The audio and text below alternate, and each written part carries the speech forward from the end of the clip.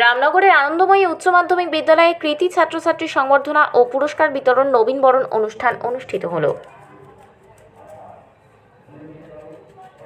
পূর্ব মেদিনীপুর জেলার রামনগর থানার অন্তর্গত বটতলা আনন্দময়ী উচ্চ মাধ্যমিক বিদ্যালয়ে প্রত্যেক বছরের ন্যায় এবছরও কৃতি ছাত্রছাত্রী সংবর্ধনা ও পুরস্কার বিতরণ নবীনবরণ অনুষ্ঠানের আয়োজন করা। এই বার্ষিক অনুষ্ঠানে আগত অতিথিদের ফুলের তোড়া, ব্যাজ, উত্তরীয় দিয়ে সংবর্ধনা জানানো হয়। এই অনুষ্ঠানে বিদ্যালয়ের ছাত্রছাত্রীদের নিয়ে ছড়া, কবিতা আবৃত্তি, নাচ ও গানের আয়োজন করা হয়েছিল। এর সাথে বিদ্যালয়ের পঞ্চম থেকে নবম শ্রেণী পর্যন্ত প্রথম, দ্বিতীয়, তৃতীয় স্থান অধিকারীকে পুরস্কার ও শংসাপত্র তুলে দেওয়া হলো এবং মাধ্যমিকে বিদ্যালয়ের প্রথম, দ্বিতীয়, তৃতীয় স্থান অধিকারীকে পুরস্কৃত করা হলো এবং উচ্চ মাধ্যমিকে পাশ করা ছাত্রছাত্রীদের বিষয়ভিত্তিক প্রথম স্থান অধিকারীকে পুরস্কৃত করা হয় এবং 100% নম্বর পাওয়া ছাত্রছাত্রীকে রূপোর মেডেল তুলে দেওয়া হলো। ছাত্রছাত্রীদের অনুষ্ঠানে ভিড় ছিল চোখে পড়ার মতো। আমাদের মূলত এই বছরে 2025 সালের মাধ্যমিক উচ্চ মাধ্যমিকে যারা কৃতি, মাধ্যমিকের প্রথম, দ্বিতীয়, তৃতীয় এবং উচ্চ মাধ্যমিকে তো বিষয় তো আলাদা আলাদা থাকে, তাই বিষয়ভিত্তিক যারা 80% অ্যান্ড অ্যাভাব যারা মার্কস পেয়েছে তাদেরকে পুরস্কৃত করা হলো। আর উচ্চ মাধ্যমিক বিভাগে 2025 সালে আমাদের একজন ছাত্রী বিশেষ কৃতিত্ব অর্জন করেছে। তার পারফরম্যান্স পড়াশোনা শুধু নয়, রেজাল্টের দিক দিয়ে স্কুলে যে কোনো অনুষ্ঠান, স্কুলে যে কোনো কাজ, স্কুলের লেবার দেওয়া, শ্রম দেওয়া, এতেই থেকে বিভিন্ন মডেল প্রতিযোগিতা থেকে চন্দ্রযান 3 যে হয়েছিল তাতেও অংশগ্রহণ করেছিল। কবিতা বলা, আবৃত্তি বলা, সুপ্রীতি প্রতীপ, ওকে আমরা বেস্ট পারফরম্যান্স অ্যাওয়ার্ড দিয়েছি 2025 সালে। 2025-এ যে ব্যাচটা বেরোলো উচ্চ মাধ্যমিকে, অ্যাকচুয়ালি সে এই পুরস্কারে পুরস্কৃত হওয়ার যোগ্যা। তাকে আমরা সুপ্রীতি প্রতীকে আমরা রৌপ্য পদক দিয়েছি, তার নাম খোদাই করে একেবারে স্কুলের নাম করে বেস্ট পারফরমেন্স অ্যাওয়ার্ড আমরা দিয়েছি। শুধু এই রৌপ্য পদক আমরা শুধু এদেরকে দিই না, যারা মাধ্যমিক উচ্চ মাধ্যমিকে যারা যে কোনো বিষয়ে 100-র 100 পাবে, আমার ঘোষণা করা আছে, তারা রৌপ্য পদক পাবে এবং মাধ্যমিকে যদি 5টা বিষয়ে 100-র 100 পায় তাহলে স্বর্ণপদক পাবে এবং সিমিলারলি উচ্চ মাধ্যমিকে যদি 4টা বিষয়ে 100-র 100 পায় তাহলে স্বর্ণপদক পাবে। সে যে কোনো যাই মূল্য খরচ হোক না কেন, আমরা কিন্তু স্কুল কর্তৃপক্ষ তাদেরকে উৎসাহিত করব, এটা আমাদের ডিক্লেয়ার হয়ে আছে।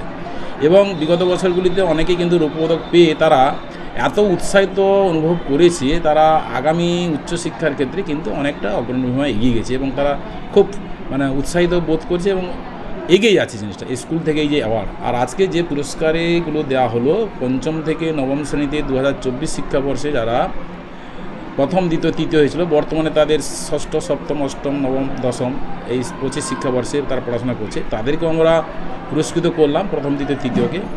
এছাড়াও যারা উপস্থিতির দিক দিয়ে, আমাদের উপস্থিতির দিক দিয়ে যারা প্রথম, দ্বিতীয়, তৃতীয় হয়, বিদ্যালয়ের সর্বোচ্চ ক্লাস যারা অ্যাটেন্ড করে তাদেরকেও আমরা বিশেষ পুরস্কারে ভূষিত করি। আমরা এগুলো এক ধরনের পুরস্কার দেওয়া মানে একটা ছেলেদেরকে উৎসাহিত করা, পঠন পাঠনে। এই 3জন 4জন বা কয়েকজনকে পুরস্কৃত করার ক্ষেত্রে তারা যখন সবার সামনে পুরস্কারটা লাভ করলো, গ্রহণ করলো, এতে কিন্তু তারা যেরকম অনুপ্রাণিত হলো, তাদেরকে দেখে কিন্তু অন্যান্য ছাত্রছাত্রীরা উৎসাহিত বোধ করলো। তারাও আগামী দিন নিজেদের মধ্যে কম্পিটিশান চালাবে, নিজেদের প্রতিযোগিতা চালাবে। আমিও বিদ্যালয়ে প্রথম বেশি দিন আসবো, আমিও বিদ্যালয়ে, হ্যাঁ আমার অনেক দিন থেকে বলা আছে ছাত্রদের। কিন্তু দুঃখের বিষয়, এবছর মাধ্যমিক বা উচ্চ মাধ্যমিকে 100-র 100 আমি সেরকম ছাত্রদের পাইনি।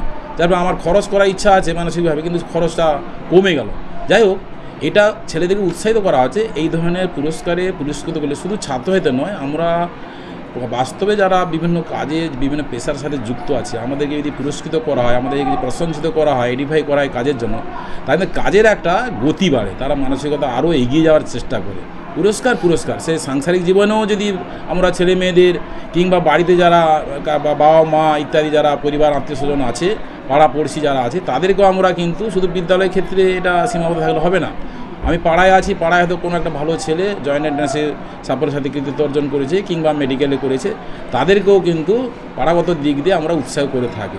বিভিন্ন পাড়া আবাসন হয়ে গেছে, সেখানে বিভিন্ন অনুষ্ঠান হয়, সেখানেও উৎসাহিত করি। অর্থাৎ শিক্ষাক্ষেত্রে যদি ছেলে মেয়েদের এরকম পুরস্কৃত যদি না করা যায়, তাহলে কিন্তু তাদের যে কষ্ট করে যে পড়াশোনা করলো, এই যে প্রথম, দ্বিতীয়, তৃতীয়, আজকে পশ্চিমবঙ্গে গভর্নমেন্টের তরফ থেকে পুরস্কৃত করা হয়, যখন রেজাল্ট বেরোয় বাড়ি বাড়ি গিয়ে সঙ্গে সঙ্গে আমরা পুরস্কৃত করে আসছি।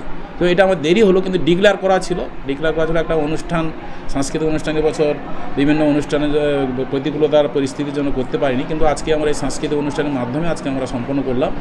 এই অনুষ্ঠানে উপস্থিত হয়ে জেলা পরিষদের সদস্য রিজিয়া বিবি সংবাদ মাধ্যমের মুখোমুখি হয়ে বলেন, আজকে কৃতি ছাত্রছাত্রীদের সংবর্ধনা দেওয়া হলো এবং যারা আমাদের এই শিক্ষাবর্ষ আমাদের 24-25-এর যারা 11 থেকে 12-এ উঠেছে, আবার 12 থেকে যারা পড়াশোনা শেষ করে উচ্চ বিদ্যালয়ে পড়াশোনার জন্য প্রতিষ্ঠিত হয়েছে, সকলকে আমার অনেক অনেক শুভেচ্ছা, ধন্যবাদ জানাই। বিদ্যালয় কর্তৃপক্ষকে খুব সুন্দরভাবে এই অনুষ্ঠানটা করেছেন।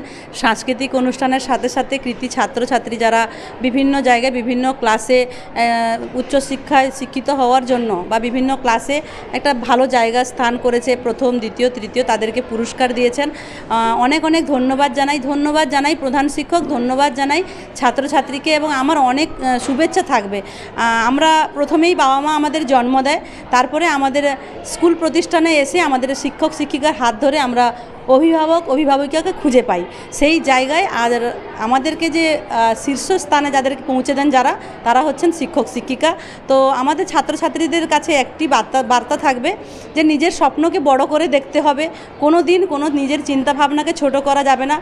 আর প্রতিটা ছাত্রছাত্রীদের আমি বার্তা দিয়েছি যে প্রতিটা শিক্ষক শিক্ষিকাদের মধ্যে নিজেদেরকে খুঁজতে হবে, যে মনে করতে হবে যে আমি কোনোদিন এই শিক্ষক বা অন্যান্য স্কুলের শিক্ষিকা হতে পারবো, শিক্ষক হতে পারবো বা কোনো জায়গায় প্রতিষ্ঠিত হয়ে ডাক্তার ইঞ্জিনিয়ার হতে পারবো।